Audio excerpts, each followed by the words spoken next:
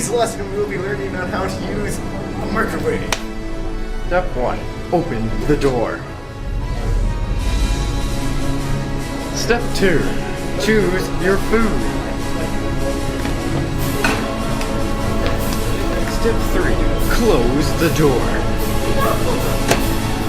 Step 4. Put in your time you want to put in. If you mess up, press the restart button. And then the time you want. Step 5. Press the start/stop button. Look at that time go by. When the time finishes, open the door. Step 6. Step 7. Take the food out and eat it with passion.